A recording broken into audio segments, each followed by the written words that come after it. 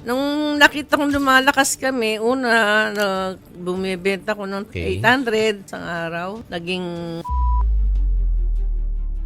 Pero anong taon yun? 1984. So, lumakas na. So, magkano pinuhunan nyo nung nag-umpisa kayo nung... Nung mag-umpisa ako doon, parang... Pero nung, wow, nakita ko, lumalaki na yung benta namin. So, apat na ano yun, lamesa lang yan, di ba? From Apat, naging oo. ilan? Naging, Same venue. yes, naging Grabe. Chinky Tan, with over 6 million Facebook followers, 2.8 million YouTube subscribers, and 2.4 million TikTok fans, is now all out to share with you the most practical, simplest path to lasting wealth. Siya po isang negosyante mula sa Muntinlupa City.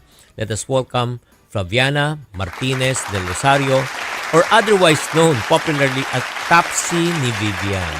Hi, good morning po. morning. Oh, bakit Topsy ni Vivian? Ang layo sa pangalan mo. Alam mo, yung pangalan na yun, bigay ng nanay ko yun eh. Nung araw kasi, hindi naman uso pa yung mga pangalan na magaganda, di ba? Ang nagbibigay ng pangalan, yung mga kamadrona. Kaya yun binigyan na pang sa akin, Flaviana. Pero sabi ko sa nanay ko, bakit naman ang binigay mo pangalan ni Flaviana? Sabi yung gano'n. Mabuti nga, yun ay binigay kong pangalan sa'yo. Kasi ito ang magandang pangalan para sa'yo. Wow. Pero sino si Vivian? Vivian, nickname. Nino? Nickname ko. Oh, bakit ang layo naman? Kasi nung araw, nung high school ako, actually, ang palayo ko talaga, ang tawag sa akin, Bianing.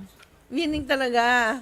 Flaviana, Oo, Vivian, Bianing, Bianing. oo. Bakit Bianing naman? Bianing, yun ang tawag sa akin ng mga tatay ko, ng mga kapatid ko, nung bata ako. Siguro ano yan, yung parang lambing siguro. Yeah, tapos, kung tawagin ako ng tatay ko, Ning. Ning, oo. Tapos, Alam mo, parang pabawas na pabawas nakakatawa nga eh. Tapos nung mag-aral ko ng high school, may mga kaibigan ako, bininyagan ako pangalan Vivian. Kaya naging Vivian ang pangalan ko. So, paano nyo naumpisahan itong super sarap na Topsy ni Vivian? At kailan kayo nag-umpisa? Ito, tinayo namin ito noong 1984. Tinayo namin ito, maliit na karinderya Saan? lang. Dito sa Project 3. Marikina, tapat ng NCVA College sa Aurora Boulevard. Ayan ang itsura na Topsy ni Vivian noong araw. Tapos may 4 na bangko siya. Apat na bangko lang, ha? 4 na bangko, tapos maliit na, may CB siya, tapos may maliit na counter. Minanan nyo ba tong recipe na ito o ikaw mismo? Actually, hindi ko naman ito minana. Talagang na-discover ko lang. Kasi ang mga magulang kasi namin ay mahilig magluto. Nung maliliit pa lang kami, tinuturuan nila kami magluto eh.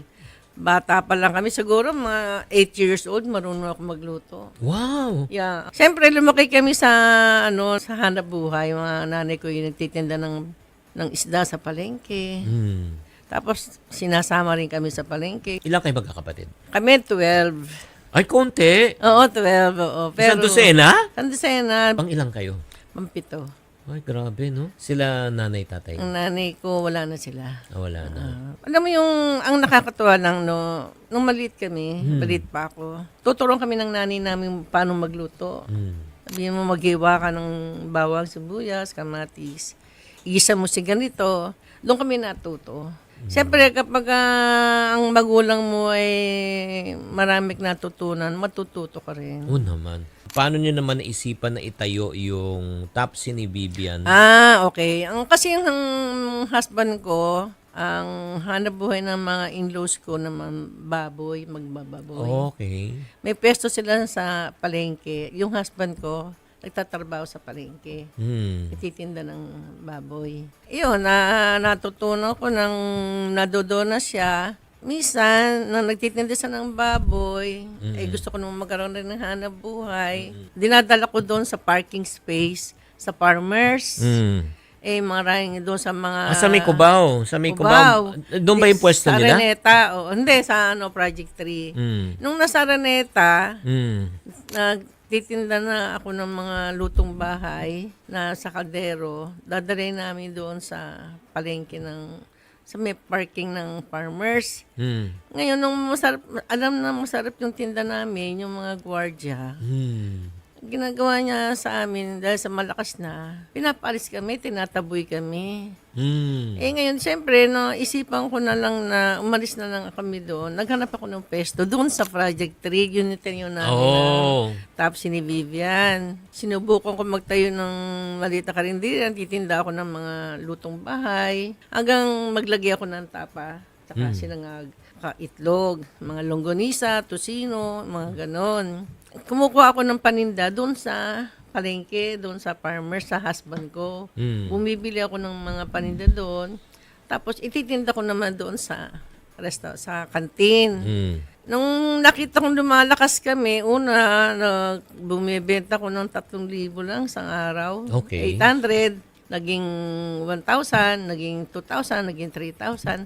Pero Hanggang anong sa taon yun? lumalakas siya. Pero anong taon yun? 1984. Malaki na yung 3,000 eh. Oo, malaki na siya. So, lumakas na. So, magkano pinuhunan nyo nung nag-umpisa kayo nung... Nung mag-umpisa ako doon, parang 3,000. Oh!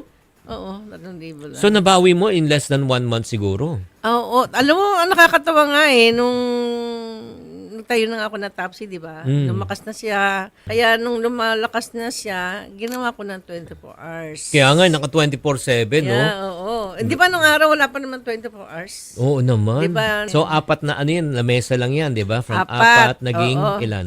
Dumami na siya hanggang naging 8, naging 10, naging 12. Same venue. Yes. Tapos, nagkaroon na kami ng branch doon sa baba. Kapatid, sawa ka na ba parating kapos ang iyong kita? Well, I have good news for you. Join my free Income Generator Blueprint webinar. Here, I'm going to reveal to you paano ka magkaroon ng extra income kahit busy ka. Mindset shift from stress to blessed with peace of mind and financial freedom. Kung yan ang gusto mo, just type IGB sa comment section. Slots are limited. First come, first serve lang for the first 500. So click the link below.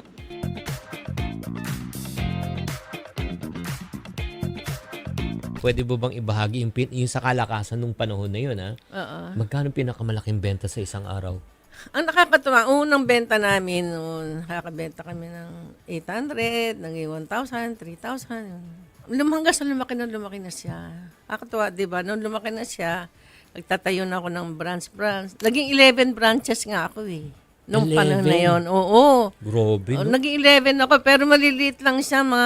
Kumukuha ko ng mga 30 square meter lang. Tinatayo ko ng mga branch, gano'n. Lumakas ako ng gano'ng kalakas. Para sa mga taong nanonood at nakikinig, tama rin yung diskarte na yun. Alam mo, madam, bakit? Kasi kung maliit lang pwesto mo, maliit lang puhunan. Yes. Maliit lang overhead. Yes. Just in case na magkamali ka, hindi malaki ang lugi. Yes, tama ka. Kapulutan nyo to ng aral, kung kayong mag-e-expand, huwag kayong magmamadali. Yes, tama ka. Di ba? Yung maliit-maliit muna. Di ba? Nung nakikita mo, 10 branches or... Subok muna, subok. Oo. Alam mo ba, nagkikater kami sa mga malalaking kumpanya ngayon, sa Comelec, nagkikater kami sa mga Congress, araw-araw yun, nagkikater ako doon. Wow. Actually, ang dami yung gusto mag-franchise sa amin.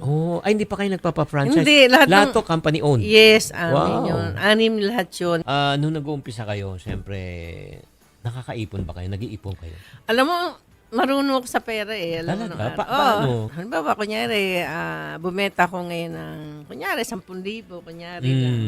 Kailangan magtatabi ako kahit ng mga 2,000 sa araw. 20%? Oo. Wow. Kailangan labas lahat ng expenses mo. Kailangan meron ka ng talagang 2,000. Yung 2,000 na ipunin mo na yun. Hanggang sa pag lumalaki na siya, yun, tatayo ulit ako ng panibagong branch. Galing. Guys, ito, matuto naman kayo kay Ate Vivian. Pagka kumita, magtatabi, magsusubi, di ba? Umpisahan. Pagkatapos nun, pag nagtabi ka, pag may pera na, hindi pang gastos, hindi pang travel, hindi pang upgrade ng buhay, kundi pagdagdag ng negosyo. Imagine mo, from 1 branch, naging 11 branches siya. So, ano yung pinakamahalagang leksyon na natutunan mo bilang nagnenegosyo right now, Vivian? Alam mo, kailangan magsikap ka talaga. Masipag, magsikap, magsipag, magtiyaga. Kailangan talaga marunong ka sa buhay. Kailangan hindi ka magastos. Ay, ano tips sa, Ate Vivian, sa mga gusto magnegosyo bago? Tip mo. Sa gustong magnegosyo, kailangan magtiyaga sila, magsipag. Kung kukuha sila ng pwesto, maghanap sila ng lugar na maganda. Paano masabi maganda isang lugar? Magandang lugar na may parking. Importante yon. Kaya kailangan yung maraming tao sa lugar na yon. Obserbahan mo siyempre yon. Dapat ganun. Vivian, paano kayo makokontak ng mga tao kung bibisitahin kayo? Saan kayo mabibisita? Pwede ko kayong pumunta sa amin sa Tapsi ni Vivian. Ang pinaka-main office namin ay Marikina, 32 Hill Fernando Street. At meron din kami sa Project 3 sa Lawan Street. Quezon City po sa Regalado, sa May Commonwealth. Meron din po kami sa Cainta Extension, Ortigas. At sa Pasig po, meron kami. Pwede nyo rin kayong kumotak sa amin sa... May number na dyan. May number na po. Pwede nyo ka rin kayong magpa-cater sa amin. Maraming salamat po, Ma'am Vivian. Grabe, napakaganda ng istorya ng buhay mo. Mabuhay kayo. Congratulations, ha. Salamat po. Alam mo, sabihin ko sa iyo, Ma'am Vivian, proud na proud ang mama mo sa iyo. Okay, mga kapatid, maraming salamat, Ma'am Vivian, at lagi nyo tatandaan, to every problem, there's always a solution. If you're not part of the solution, you're part of the problem. Always. Think positive. Bye!